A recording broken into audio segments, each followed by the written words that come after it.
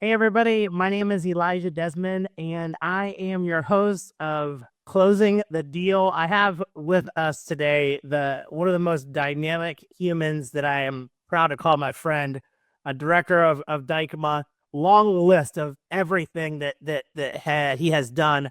And listen, Brian, I couldn't be more happy to have you as our first guest here on Closing the Deal. How you doing, my friend? Well, Happy New Year, Elijah. I'm so happy to be here and happy to start off 2025 talking about my favorite topic, DSOs and DSO transactions. Awesome. Well, today the topic's going to be understanding the DSO landscape and which one is right for you. I just want to set the stage like we do each episode by saying, Brian, if you were to have the opportunity to sell everything that you've worked so hard for and you're walking to the stage to have that moment, what would your walk-on song be? It's a long way to the top if you want to rock and roll by AC/DC. Because, I mean, anybody that's built a dental organization from the ground up, it's not easy. It's very difficult. There's a lot of trials and tribulations and everything that you've gone through. It's no easy feat. And if you're right at the precipice of this is your chance to monetize your life's work, you got to take a moment and appreciate it. It's a long way to the top if you want to rock and roll. Awesome. Well, thanks for that lighthearted question to kick off. That's my favorite one. I'm gonna say, just ask you this question in 2 or 3 minutes.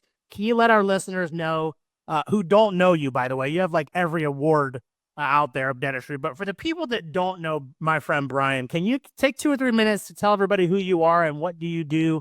What do you do and your professional experience? Well, here we are now in 2025. So this is my 30th year in the dental industry. I've said 29, but I started in 95. So here we are in 2025. So I've been in the dental space for 30 years now, or going on 30 years. And I'm the director of Dykema's DSO and group practice industry group. And we represent hundreds and hundreds of dental organizations throughout the country. We also put on the largest DSO conference in the history of the industry, the Dykema conference. This year it'll be August 6th through the 8th. And basically anything affecting a DSO or a group practice, we do over here. We've handled, I believe, over 1,500 dental transactions in the last 10 years or so. And we average a couple hundred deals a year. So, that's a little bit about what I do. And I'm in my 30th year now. That's awesome. And I also want to say, you by far have created the best not just DSO conference, dental conference, period. There's no better dental conference. And I just want to say that the first one that I went to was 4 years ago. I have not missed one since. It's like the only conference of the whole year. And you're talking to somebody who runs conferences. Yours is the best, period. And yeah, that's no small compliment coming from you. And I appreciate it. And this will be our 12th year doing the event. So it took a little time to become number one. Like I said, I think my walkout music's a long way to the top if you want to rock and roll. Dykema Conference number 1 and 2 was not the top event in the industry. It takes a little time, but this year we're in our 12th year and we're very proud of what we've done with it. That's awesome. And you had said the first and second one, weren't near like it is right now. How many Has 41 people at the first one. I mean, I guess now it's almost like a cult story that we tell over and over again. But, I was thinking it was going to be great things and 41 people showed up, not even counting the Dykema people. So, it takes a little while to get that success. That's awesome. That's awesome. So as we enter 2025, give us your overall prediction of the market activity and interest from buyers to purchase dental practice in the coming year. Do you see it holding steady or trending up in 2025? No, it's going to trend up. And for, smaller and mid-sized deals, a lot of the deals that Dental Pitch Brokerage does, I think the future is bright. 25's going to be a good year. I think the large deals though, which everybody, because I do a lot of very, very large transactions, and we do the small ones too, of course, but we do a lot of really large ones, and a lot of DSOs are looking for that big recapitalization event. It's still a little challenging at the absolute top of of the market because, the inflation remains stubbornly high over 2%, while the Fed lowered interest rates 3 times near the end of 24. It signaled it may only do it twice in 25. So, the recovery is a little slower. There is a recovery going on, and it's terrific. And we've got a new presidential administration that's going to be very favorable to M&A transactions and business. So I'm optimistic. I think for things like the type of transactions that Dental Pitch Brokerage is doing, there's a ton of optimism going on. I think it's definitely trending up. For the big, hey, let's go back to the heyday of 2021, where it's just craziness going on all the time, we're going to have to be a little more patient, Elijah. It may be the end of the year before, or even beginning of 26 before we can, look at what was going on in 21. But again, for something like Dental Pitch Brokerage and the type of transactions that I know you guys do, I'm very optimistic. And I think 2025 is going to be a very good year for that. Awesome. Thank you. And from your perspective, and generally speaking, if you are a buyer, what type of practices and groups would you be most interested in purchasing, and why?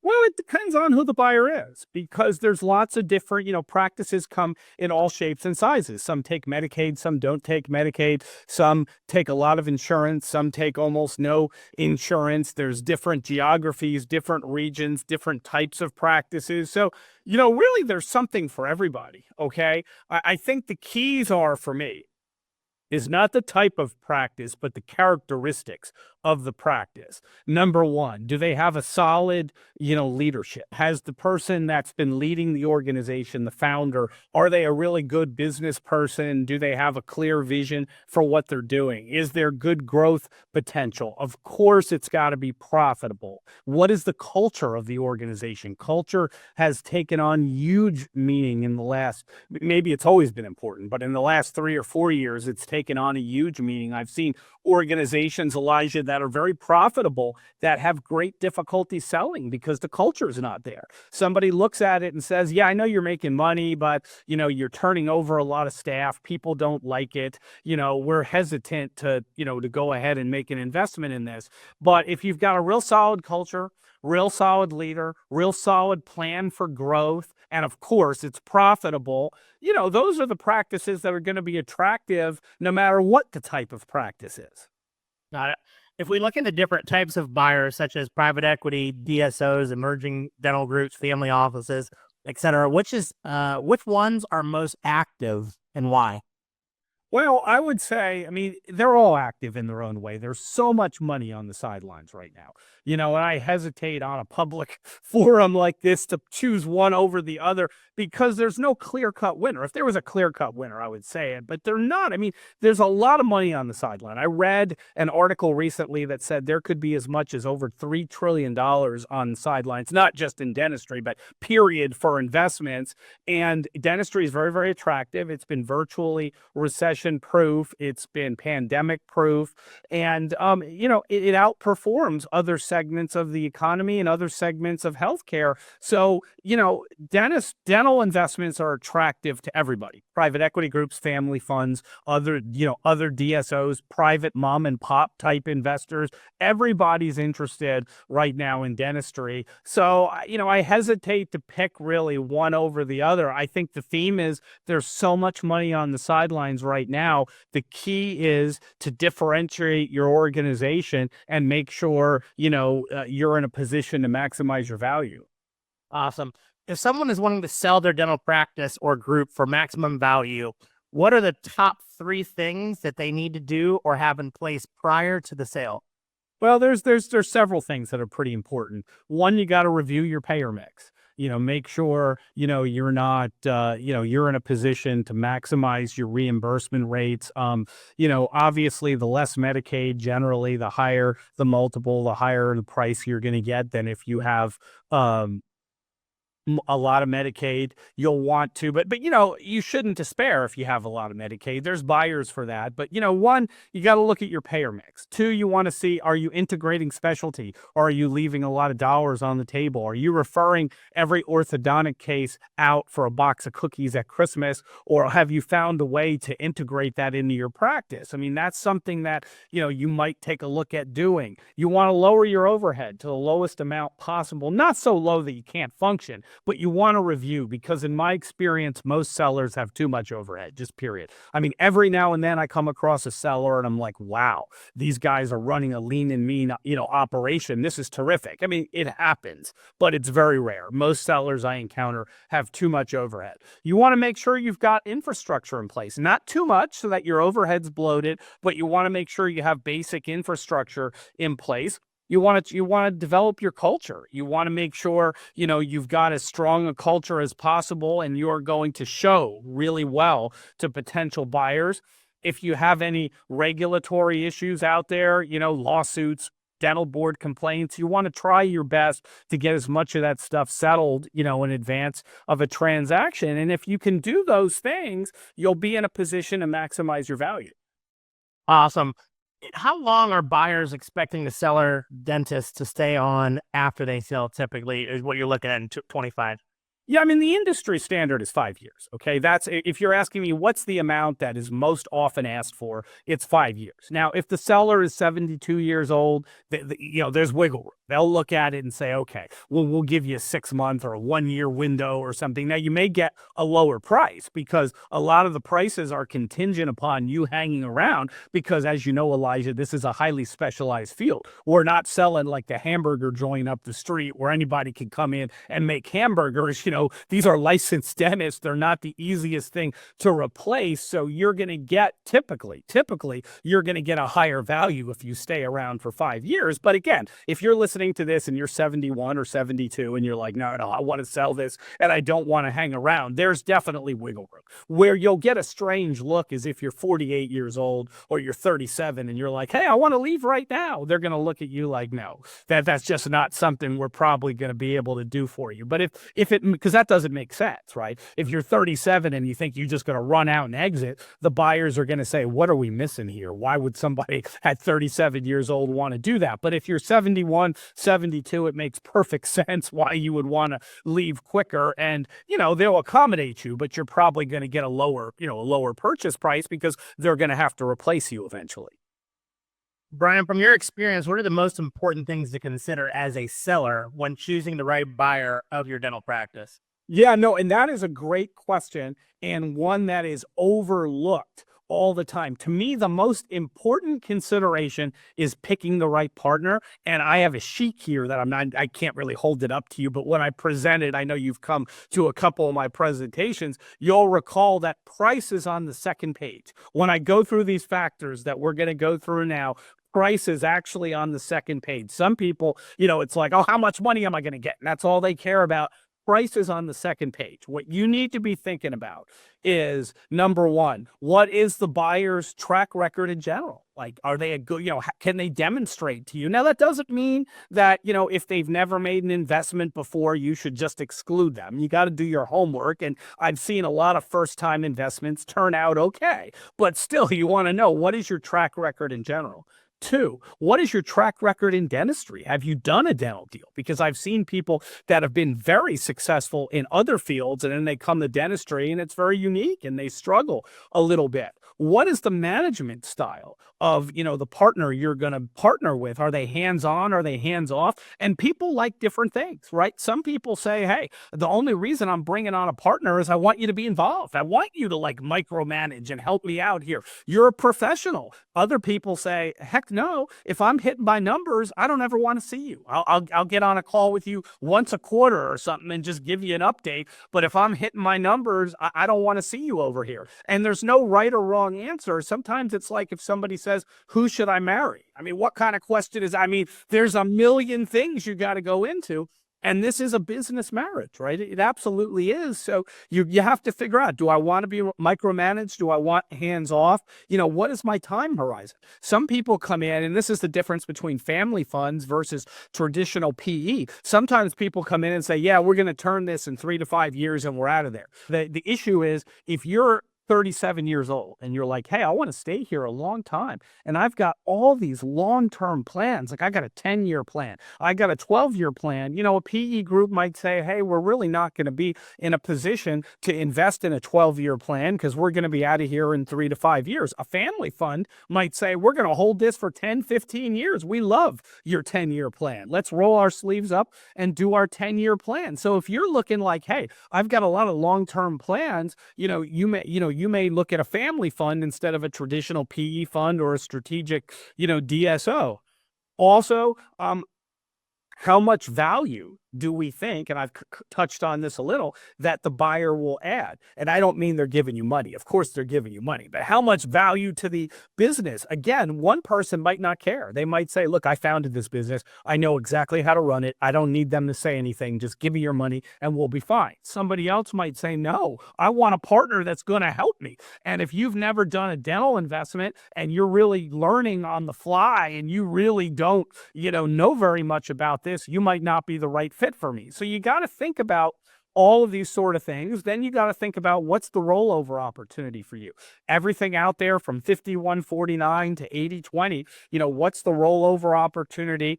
How, what's the time horizon for the rollover opportunity? It's different with different organizations. And then finally, after we've covered all of these things, how much are they going to pay me? I'd put that at last. Now, I understand if they're offering 50% of the value, yeah, you're not going to do that. But in my experience, that doesn't really happen. In my experience, if you go into a sale process, Elijah, and I know you know this, you'll get 5, 6, 7 offers, and they're pretty close. I mean, some might be a few $100,000 higher than the other, or even $1 million higher, but they're all in the ballpark. And to me, I cannot emphasize this enough. If you've got a partner or a buyer that meets all of your criteria, but their price is just a little lower than some of the others, you can't jump on that quick enough, okay? Because I always say there's often a reason that somebody else is paying a little more. Maybe it's they've never made a dental investment before and they know they got to pay more, or they're new to the industry and they know the only way people will pay attention to them is if they pay more. So often, and again, you got to look situation by situation, but often, the highest price is not the best overall value. The term I use, and I know Dental Pitch Brokerage uses this term, is best overall value. That's what you're looking for. And price is only one component of that. Awesome. Thank you. And can you tell me how important proper legal representation is prior and during the sale for a selling dentist? Why is it so important? Oh, you're throwing softballs around here today, but it is. You might say, oh, well, Brian's biased. But no, look, I've been doing this, like I said, I'm in my 30th year.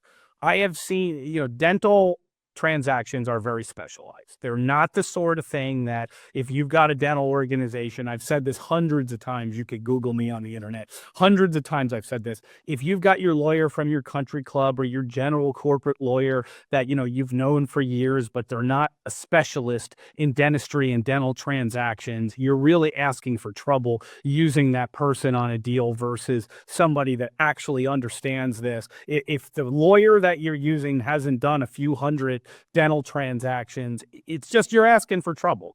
Could you get lucky and might it work out? Maybe, but you're asking for trouble. There are so many components to the whole thing in terms of, tax issues, structure issues, just a whole bunch of things that can come up in dentistry that are not present in other transactions, that you're really asking for trouble if you don't. One, of course, you need a lawyer, but two, you need a lawyer that's done, hundreds of dental transactions. They can also advise you in the market, because you don't want to be shooting blind, right?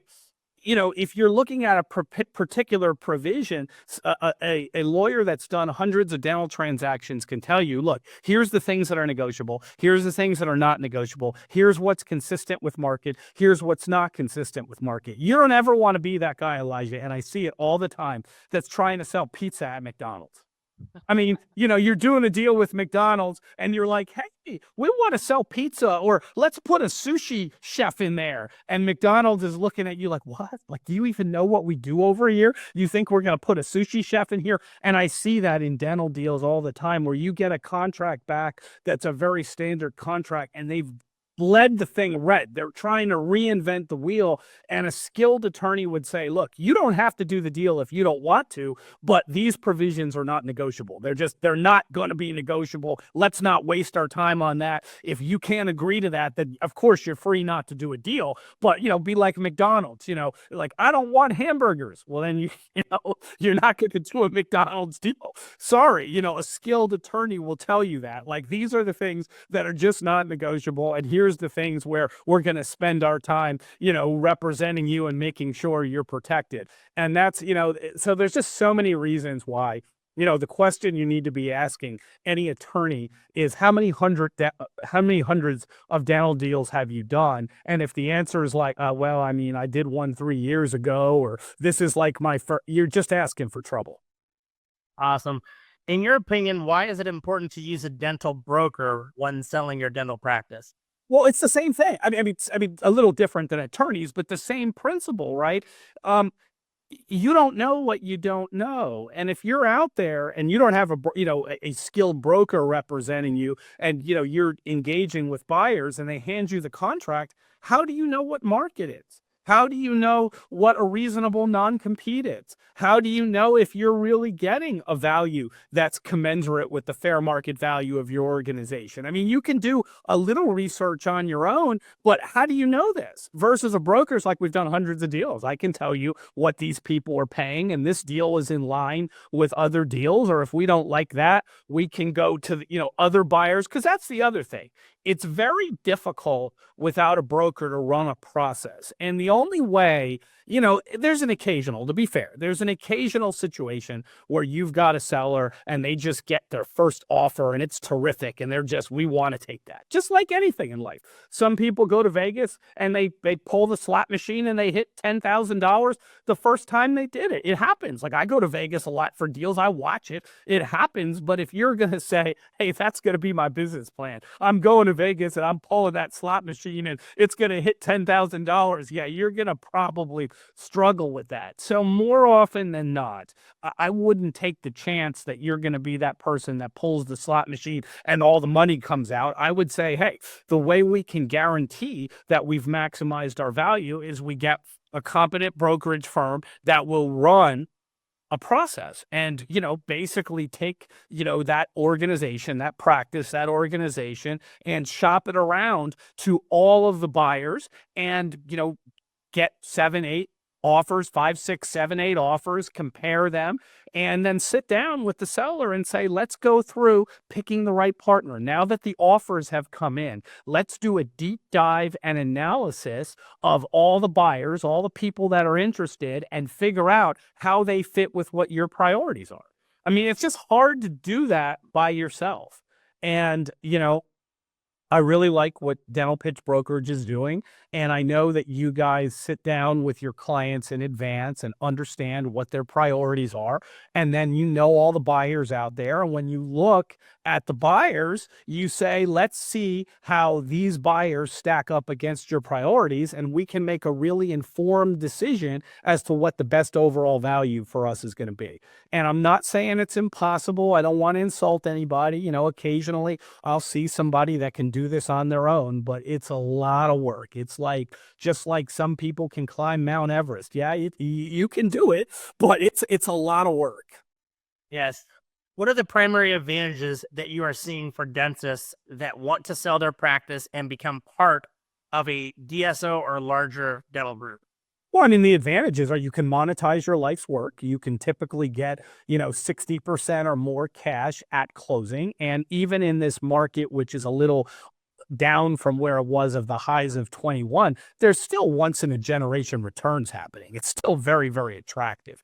Okay, so one, you can monetize your life's work and take some money off the table. That's really important to some people. Two, if you do this right, you can pick the right partner that will cover your blind spots, the things that you didn't go to dental school for, negotiating with vendors, HR, procuring inventory, hiring people, firing people, recruiting people, negotiating with insurance companies, developing real estate, all the things that they did not teach you in dental school that maybe you've sort of done okay at, but it's not your specialty. The right partner can help. They'll cover all of that stuff for you so you can focus 100% on practicing dentistry or managing the clinical aspects of your practice. So clinically, your practice becomes more efficient and stronger. Typically, the overhead, typically what you'll see is your reimbursement rates will go up. You'll become a lot more efficient clinically, and your overhead will go down because now you have trained professionals running the business side.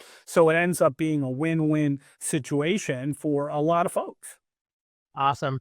Final thoughts or recommendations that you can share with selling dentists that would increase their probability of an excellent outcome? Well, do the things we talked about earlier. I know people have been listening, so we won't repeat them. Do the things we've talked about earlier to sort of maximize the value of your organization in advance. That's number one. Number two, figure out what your priorities are. Think about it. What do you want from a partner? And then number three, you want to engage the right professionals to help you pick the right partner so that you can, make the best long-term decision. One, you can get the best overall value, and two, make the best long-term decision. Because something we'll just cover for a second here, I know we're at the end, is, you're going to be in bed with this person for another, for this buyer for another 5 years. Again, it's not like you sold the hamburger joint and you're out of there in a month or something. You're going to be involved for 3, 4, 5 years after. So you want to make sure you've picked the right partner that you can have an enjoyable time with post-closing. Awesome. Brian, you've been amazing. You're just a wealth of information. I've watched you speak all over, and you've won all of these awards. It's obvious because you have the experience. You're credible. Everybody loves you. I appreciate you being our first guest on Closing the Deal, and we'll see everybody next episode. Bye-bye. Thanks, Elijah. Thank you.